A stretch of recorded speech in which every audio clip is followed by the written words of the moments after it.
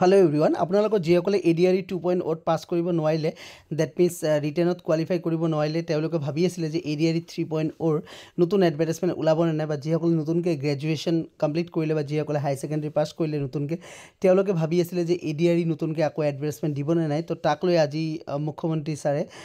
ঘোষণা কৰিলে যে ADRE 3.0 এডভাৰটাইজমেন্ট কিন্তু ডেফিনেটলি উলিয়াব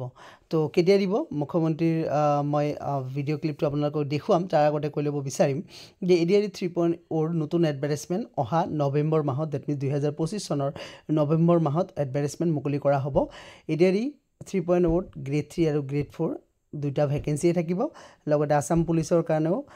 নটিফিকেশন উলিয়াব নৱেম্বৰ মাহত 10 অক্টোবৰ তাৰিখে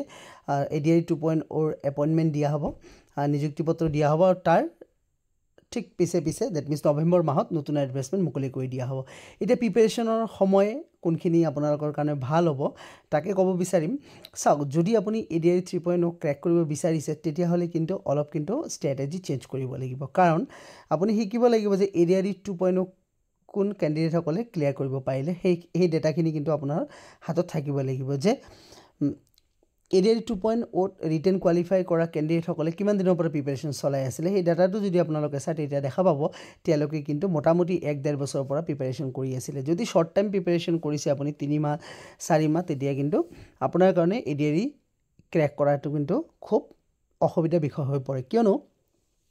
ADRE দেখা যায় কম্পিটিশন কিন্তু ADRE 1 তকৈ ADRE 2 ত বহুত বেছি দেখা গৈছে আৰু ADRE 3 ত কিন্তু ADRE 2 তকেও কম্পিটিশন বেছি থাকিব তো সেই মৰ্মে আপোনাৰ কিন্তু প্ৰিপাৰেচন লং টাৰ্ম গোল এটা ৰাখিব লাগিব যদি আপুনি শৰ্ট টাৰ্ম গোল কৰে যে এডভাৰটাইজমেন্ট ওলাব তাৰ পিছত মই প্ৰিপাৰেচন কৰিম তেতিয়া কিন্তু নহব কাৰণ কি সব ইলেকশন আছে 2026 চনৰ বিধানসভা ইলেকশন আছে সো সেই মৰ্মে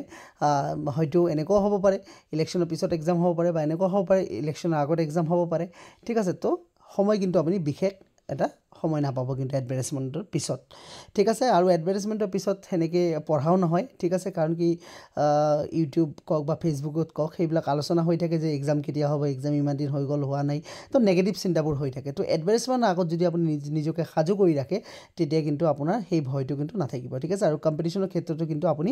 আগবাঢ়ি থাকিব সেই কাৰণে এতিয়াৰ পৰাই দ্যাট মিন্স কাইলৈৰ পৰাই বা আজিৰ পৰাই আপুনি কিন্তু প্ৰিপাৰেচনত যুদ্ধত নমিব লাগিব কাৰণ ADRE 3.0 এডভাৰটাইজমেন্ট কিন্তু ডেফিনেটলি উলিয়াব তো কেনেকৈ প্ৰিপাৰেচন কৰিলে ভাল হয় নতুন ক্যান্ডিডেট সকলৰ কাৰণে মই ষ্ট্ৰেটেজিখিনি আলোচনা কৰিম নেক্সট ভিডিঅত তো আপোনালোকে CM ছাৰৰ ক্লিপটো চাই লওক কোনোবা নতুন থাকিলে চেনেলটো সাবস্ক্ৰাইব কৰি ৰাখক অহাকালি আমি ডিসকাস কৰিম কেনেকৈ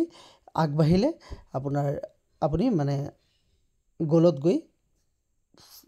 মানে অতি কম সময়ৰ ভিতৰত নিজৰ গোলত বা লক্ষ্যত উপনীত হ'ব পাৰিব যে ADRE নতুন এডভাৰটাইজ কেতিয়া হ'ব পুলিচৰ নতুন এডভাৰটাইজ কেতিয়া হ'ব মই আশা কৰো অক্টোবৰ মাহত নিযুক্তি পত্ৰ দিয়াৰ পিছতেই আমি নৱেম্বৰ মাহত নিশ্চয় আকৌ চৰকাৰী চাকৰিৰ বিজ্ঞাপন দিবলৈ সক্ষম হ'ম